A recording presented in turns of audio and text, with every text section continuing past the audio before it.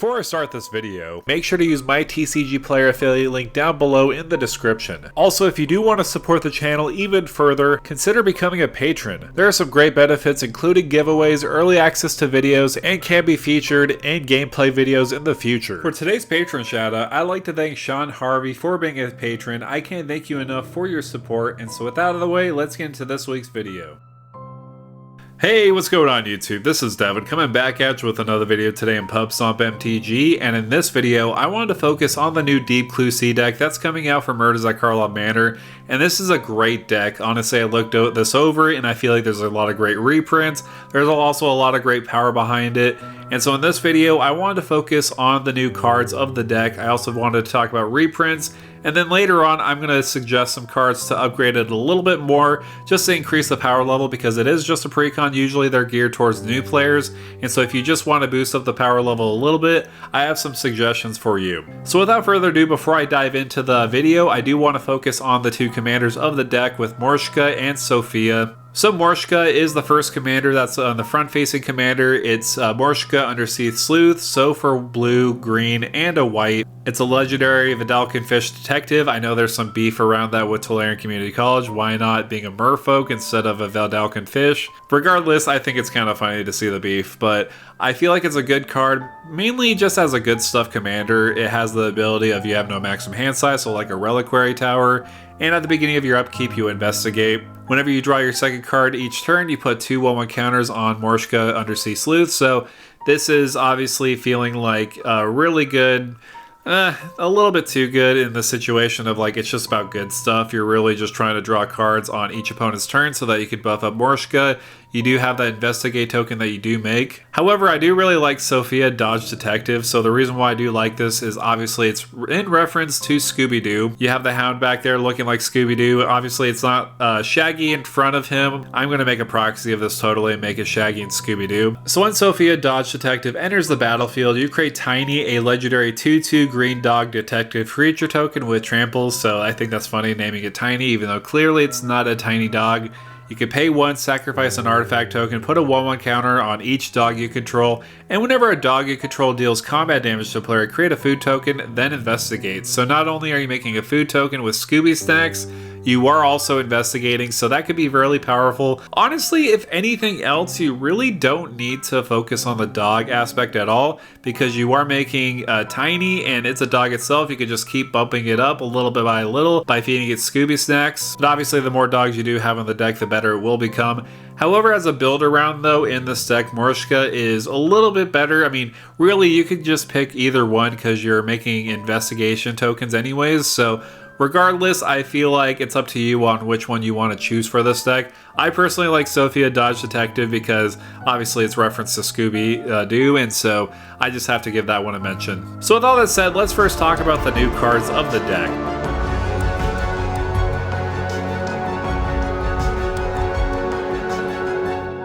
Alright, so in this deck there's a lot of fun new cards that focus on the investigate theme. So the first one I do want to highlight is Armed with Proof. This basically makes your clue tokens into equipment, making your creatures get +2/+0 when you equip them. So that could be very deadly, especially the more clues you do have on the battlefield. To follow up with that, I do also want to mention Detective of the Month. I feel like this is just a funny card, like it's like Employee of the Month, but it's Detective of the Month. But this does have the Ascend mechanic, and as long as you have the City's Blessing, Detective you control can't be blocked. That could be very powerful.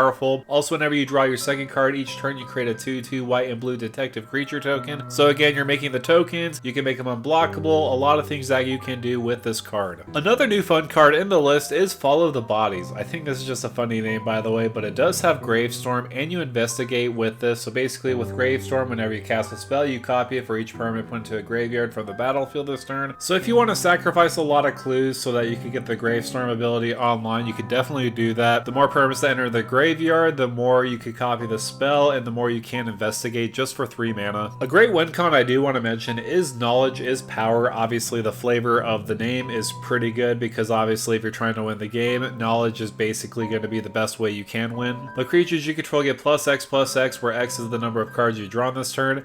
all for 5 mana, so that could be pretty good, especially if you drew like 5 or 6 cards. Your creatures will get +6/+6, so very good overall. Another creature I did want to highlight is Innocuous Researcher. So for 3 and a green, it does have that parlay ability. Whenever it does attack, each player reveals the top card of their library. For each non-land card revealed this way, you investigate, then each player draws a card. To be honest, I'm not a big fan of parlay because it kind of gives your opponents a benefit. I mean, it's okay if you're in a group hug strategy, but I'm not the biggest fan of it. But at the beginning of your end step, you may untap all lands you control. If you do, you can't cast spells until your next turn. So that setback isn't really a setback because you have a lot of clues you can crack with all that mana that you do untap with. So again, it's not a big downside to not have you cast spells that turn. But I do want to move on to Merchant of Truth. I feel like this is actually a pretty good one because whenever a non-token creature you control dies, you investigate, and clues you control have Exalted. So if you are hoarding a bunch of clue tokens on the battlefield, you could swing in maybe with this because it does have flying. This does incentivize your opponents not to kill your creatures because then you will investigate making a clue token. The more clue tokens you do have on the battlefield and Merchant of Truth is on the battlefield, the more you can swing in with a single creature. Another pretty interesting creature I do want to follow up with is Tangletrove Kelp. So this is an artifact creature clue plant, 4, 5, and 2 blue. It does have Ward 2, and at the beginning of each combat, other clues you control become 6/6 plant creature tokens in addition to their other types until end of turn. Also, you could pay 2 to sacrifice this to draw a card. So just for example, if you have 5 clue tokens on the battlefield, you will make 5 6/6s on the battlefield that you could swing in with, so that could be pretty deadly. So with this card and some of the new cards that I previously mentioned, they kind of want to incentivize you to keep your clues around so that you could either give them Exalted with 1 creature, or you can make them into 6/6 plant beaters. So these are all great cards. However, my favorite card out of the whole entire deck is On the Trail. I feel like this is a great ramp option for you. Whenever you draw your second card each turn, you may put a land card from your hand onto the battlefield tap. I feel like this is slowly going to accrue value more and more because when you investigate, you're going to sacrifice those to draw cards, and of course if it's on another turn, you could just play a land from your hand onto the battlefield. I feel like the earlier you do get this on the battlefield, the more you could take advantage of it and get ahead of your opponents. So overall, in a general sense, a lot of these cards are not game breaking, they just really synergize with clues, and I feel like again they could be very powerful in the right type of deck. Of course in this deck they're extremely powerful. So with all that said, let's now go to the reprints of the deck. Alright, so I'm back and I'm here on MTG Goldfish. I feel like this is a great website as far as checking prices and also seeing the full entire deck lists of the commander decks. And so I do want to discuss some of the reprints. It doesn't show the new cards yet as far as the video will show, but I do want to talk about some of the reprints because I feel like there's a ton of really good ones. I first want to talk about Academy Manufacturer. This is a really good one, mainly because it synergizes with the clue tokens that we are making. If you would create a clue, food, or a treasure token, instead you make one of each. So obviously we are making a lot of clue tokens, so we'll make an additional food and treasure token, just giving that extra value as we're going along in the deck. I do also like Tireless Tracker. When we have a land enter the battlefield, we'll make a clue. That's simple, and also when we do sacrifice a clue, the beefier this will become. Adrix and Nev is a great token doubler, basically being a parallel lives on a body, and also it does have ward just to protect itself a little further. I'm surprised to see Alundra Skydreamer in here because it was just in Jumpstart, but it's a welcome reprint because it has that ability of when you draw your second card, you get an ability of making a 2/2 Drake on the battlefield, and also if you draw your 5th card, you can basically get +X to all your Drakes and also that person as well, where X is the number of cards in your hand, so this could be a very good game ender. Benny Brax is a very good card draw outlet as far as you're making tokens constantly. It does have Convoke, so basically most of the time I feel like you're going to be paying just 1 white mana at the beginning of each end step. If you create a token this turn, you draw a card, so if we're making tokens each go around, we're just going to be drawing a lot of cards off of Benny, so this is an excellent reprint by far. It's already at like $19, which I was kind of surprised about. I knew Adrix and Nev was going to be expensive, but I didn't realize how expensive Benny Brax was. Tulane Teller of Tales is just a good stuff card. I don't really care for it. I'm not a big fan of the design, if I'm just being honest. Psychosis Crawler can be a great win con of the deck. The more cards you draw, the more you can drain your opponents. Kappa Cannoneer is really good because it does have Improvise, and of course we're making a lot of clue tokens on the battlefield. We can pump it up and it can't be blocked this turn, so the more we do pump it up, the more we can deal a lot of damage to our opponents. Shimmer Dragon can actually be really good because we could just tap 2 clue tokens to just draw a card, and the more clue tokens we do have on the battlefield, the more we could tap them.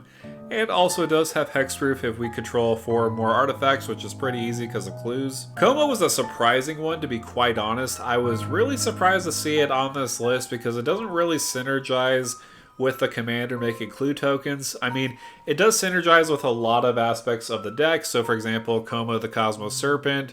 With Benny Brax, you're basically going to be drawing a card each turn, which is quite ridiculous. So Coma is a really good card. I just was kind of surprised. That's all. Farewell is a really good reprint. It's just one of the best board wipes you can play in the format. Exiling basically everything in the battlefield and also in the graveyard is really good. Fairy's Ageless Insight is really good too. I mean, 4 mana might seem like a lot for this effect, but the more you do sacrifice your clue tokens, you're going to not just draw 1 card, but draw 2 cards. And honestly, Wilderness Reclamation is very good in this deck because you could just cast a lot of spells, get some clue tokens on the battlefield, then untap all your lands at the beginning of your end step so that you could just sacrifice your clue tokens on your opponent's turn so that you could draw some more cards. So again, Wilderness Reclamation, even though it's a very cheap card, it's a very effective card as well. And usually I won't really touch on the land base too much because the land base is personally, honestly, it's really your preference, really what you want to do with it. I feel like I could upgrade this completely with shocks and fetches, and it would just make the deck a lot more expensive. So again, use your best judgment as far as picking the right type of land base for yourself. It's not really the best. I mean, they do have some great ones like Command Tower, Exotic Orchard, but the rest isn't really the best. So I would just like upgrade it as you want to. I'm not really going to focus on the land base. I'm really focusing on cards to add that are going to really support the strategy of the deck. And speaking of which, let's talk about the cards that I would add into the deck. So with this part of the video, I'm not going to add a whole lot of cards. I'm going to add about 10 to 12 cards that you should add into the deck. But first of all, I would suggest upgrading your interaction. So cards like Dispatch, Faithful Absence, and Dovin's Veto would be excellent. Of course, you can add more interaction in the deck. These are just ones that I did want to highlight myself. And I feel like more interaction is probably better for this deck because, of course, you're trying to out-tempo your opponents by investigating a lot and sacrificing those tokens to draw cards. You can hold back, stay back there because your commander does have no maximum hand size. So in most situations, you can kind of hold back, assess the situation on the board, and see what you can do. But if nothing else, if your opponents aren't really doing anything, you could just sacrifice those treasure tokens and hold up your counter spells or your interaction a lot of the times. But you can use your clue tokens for mana by using Jaheira, Friend of the Forest. So for 2 and a green, tokens you control have tap, add a green mana. What's very nice about clue tokens, in order to sacrifice them, all you have to do is pay 2 colorless mana. You could just tap that 1 clue you want to sacrifice for a green mana and then just pay an extra mana just to sacrifice it. Plus, the more clues or other tokens you do have on the battlefield, the more you could just add for green mana and really go into a big giant spell. So with this strategy, you could really take advantage of your clues, more than just drawing cards, but you could tap them for mana. Also with a card like Tamio's Journal, you could take advantage of your clue tokens by sacrificing 3 of them for tutoring a card in your library so that you can put it into your hand. Also at the beginning of your upkeep, you can investigate. We have so much cards in our disposal where we can make so much clue tokens, each turn we could basically sacrifice them so that we can search our library. But why stop there when we can make our clue tokens into creatures with Rise and Shine and also Cyberdrive Awakener. With Rise and Shine, all our non-creature artifacts will become 4/4s on the battlefield where we could swing in right away, because remember, if we made clues previously in our other turns, they don't have Summoning Sickness where we could swing with them right away. Of course,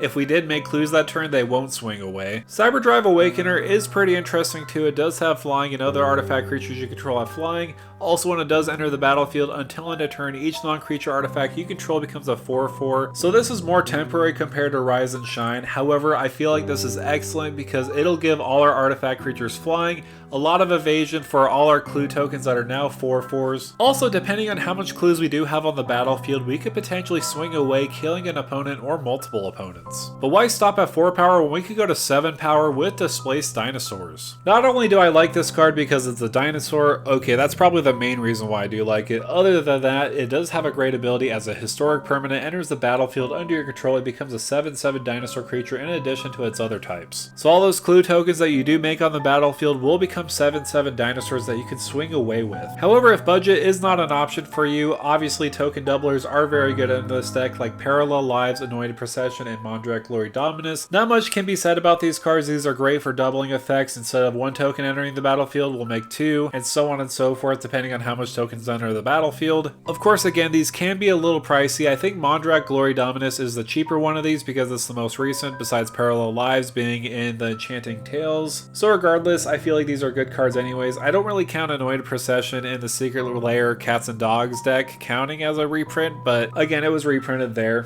Of course, if you do want to go the extra mile, doubling Season can be very impactful in this deck. Because you're making clue tokens, you can double those clue tokens. Also, you're making 1/1 counters on your commander or dogs you control depending on which commander you can choose. So doubling those effects can be perfect. So this did get reprinted twice with Commander Masters also being in the Enchanting Tales. So hopefully the price is not too crazy. I haven't checked it in a while, but I think it can be still pretty pricey depending on which version you look at. However, that's going to do it for me, guys. Thank you guys so much for coming by and watching this video on upgrading the Deep Clue Sea. I didn't add all the cards that you can upgrade. I did make a deck list down below, switching out some of the cards that you may want to add out and also putting the cards you may want to put in. Again, you can check that in the Mox Field link down below in the description. But with this said, I do like this deck a lot. I feel like this is one of my more favorite ones that came out of this set specifically. I really do like Sophia and having the Scooby-Doo reference. I feel like I'm just going to be making a proxy of that and also the token with Scooby-Doo. So again, I'm really excited about that one. But let me know down below in the comments, which one are you most excited for as a Precon? Again, this one's a very powerful one and had really good reprints. So with all that said, make sure to like, share, and subscribe to the channel. With that out of the way, thank you for stopping by.